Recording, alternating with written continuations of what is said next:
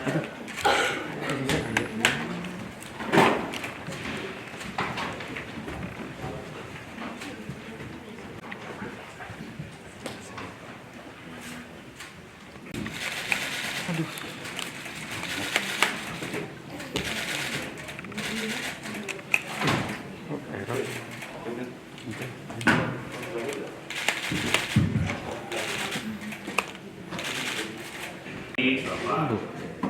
Rahayu, rekan-rekan jurnalis pers KPK di sore hari yang ini, Komisi Pemberantasan kepada PT Mitra Bina Selaras tahun 2017 sampai dengan 2020 yang lebih lengkapnya akan dibacakan oleh Pak Alex Marwata.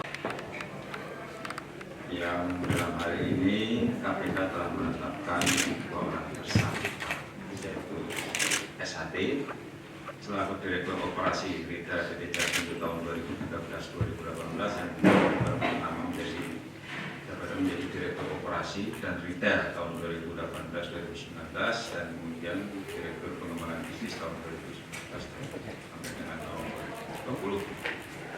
Kemudian TSP ini selaku pemilik dan pengendali PT Mitra Bina Selaras. Dalam perkara ini diduga tersangka SHT bersama-sama dengan tersangka TSP telah mengambil manfaat dari pembayaran yang dibayarkan oleh PT Jasindo kepada PT Mitra Bina Selaras yang tidak melakukan kewajibannya atau tidak melakukan tugas keagenannya, sehingga mengurangi keuntungan PT Jasindo yang menimbulkan kerugian keuangan negara. Untuk kebutuhan penyidikan dan berdasarkan kecukupan alat bukti, penyidik melakukan penahanan terhadap tersangka SHT dan tersangka TSP selama 20 hari ke depan. Terhitung mulai hari ini tanggal 27 Agustus 2024 sampai dengan 15 September 2024. Tersangka TSP ditahan di Rutan Kelas 1 Cabang Jakarta Timur di Kapling 4 dan tersangka SHT ditahan di Ruang Kelas 1 Jakarta Timur Cabang KPK Kapling C1. Perkara ini dimulai pada tahun 2016 pada saat Divisi Pemasaran dan Perbankan, salah satu divisi di bawah Direktorat Operasi Retail, melakukan penjajakan kerjasama penutupan asuransi dengan pihak perbankan yang salah satunya adalah Bank Mandiri.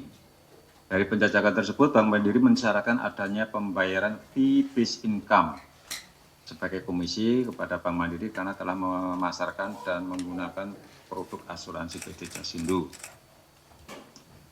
Selanjutnya pada suatu kegiatan reuni sekolah ini saudara atau tersangka SHT ini bertemu dengan tersangka TSP.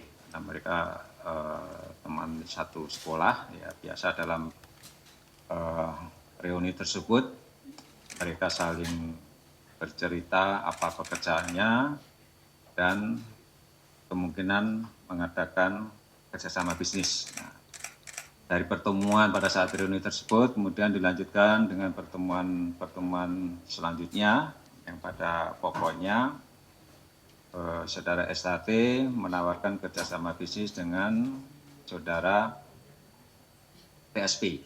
Ya.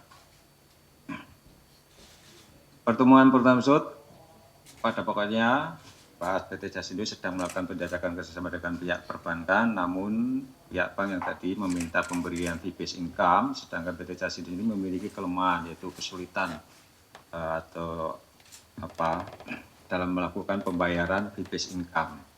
Kemudian dari pembicaraan tersebut, tersangka SHT mengajak tersangka TSP bekerja sama ya, untuk memberikan sejumlah dana untuk pembayaran atau menalangi terlebih dahulu kewajiban fee-based income dan akan dikembalikan melalui mekanisme pembayaran komisi agen termasuk dengan keuntungannya.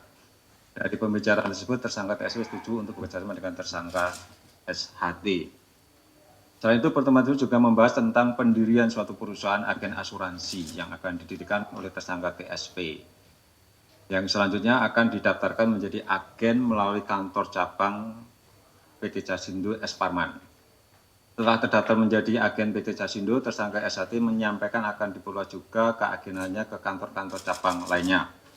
Terkait dengan pengembalian dana talangan yang telah diberikan oleh tersangka TSP, disepakati bahwa tersangka TSP akan mendapatkan bagian sebesar 10% dari total komisi agen yang akan dibayarkan melalui perusahaan agen asuransi yang didirikan, dan sisanya sebesar 90% akan diberikan kepada kantor cabang yang nantinya akan dipergunakan yang salah satunya untuk kepentingan dari tersangka SHT.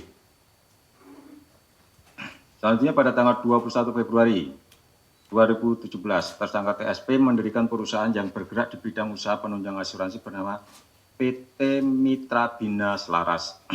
Tapi dalam akte pendiriannya, tersangka TSP tidak masuk sebagai pengurus atau pemegang saham.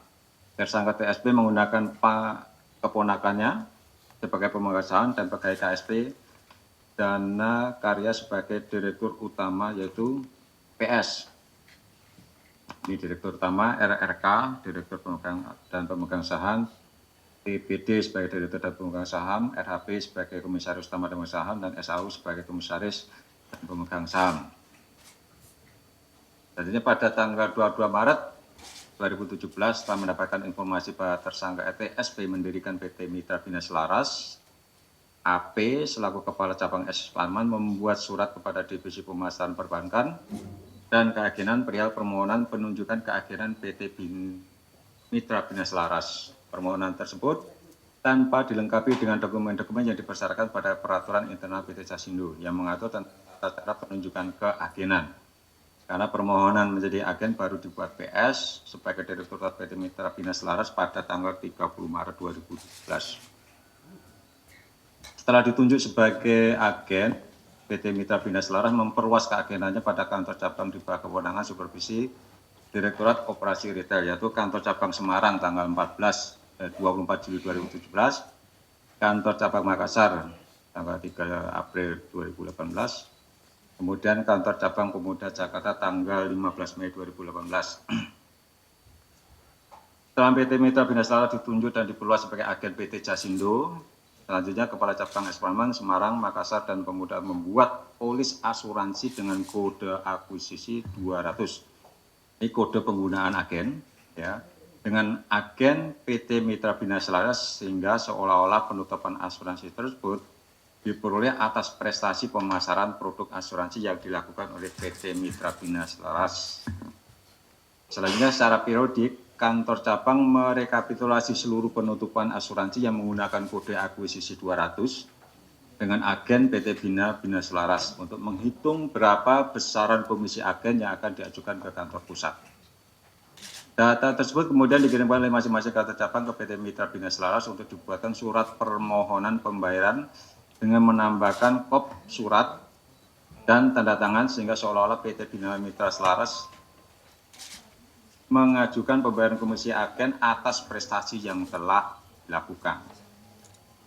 PT Mitra Bina Selaras dari mulai didirikan sampai dengan menerima komisi agen tidak terdapat di OJK sesuai dengan peraturan OJK, Otoritas Jasa Keuangan. Perbuatan para tersangka SHT bersama-sama dengan tersangka TSP yang mengambil manfaat dari pembayaran komisi agen setidaknya bertentangan dengan pasal 27 Undang-Undang Nomor 40 tahun 2014 tentang perasuransian. Pialang asuransi, pialang asuransi, dan agen asuransi wajib terdaftar di OJK.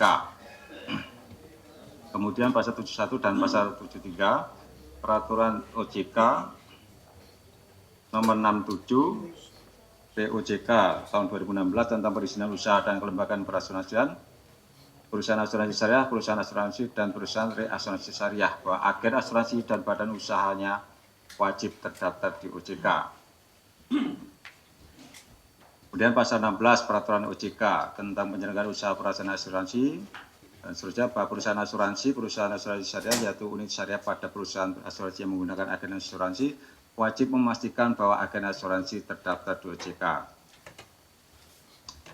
Dan surat keputusan direksi PT Jasindo tentang sistem pengelolaan keagenan pada PT Asuransi Jasa Indonesia tanggal 30 Desember 2013 yang mengatur tentang syarat dan tata cara pendaftaran keagenan. Dari pembayaran komisi yang dibayarkan oleh PT Jasindo kepada PT Mitra Bina Selaras diduga telah menyebabkan terjadinya kerugian negara sejumlah 38 miliar rupiah. Para tersangka diduga disangkakan melanggar pasal 2 atau pasal 3 Undang-Undang Pemberantasan Tindak Pidana Korupsi dan seterusnya. Saya kira itu bisa saya sampaikan.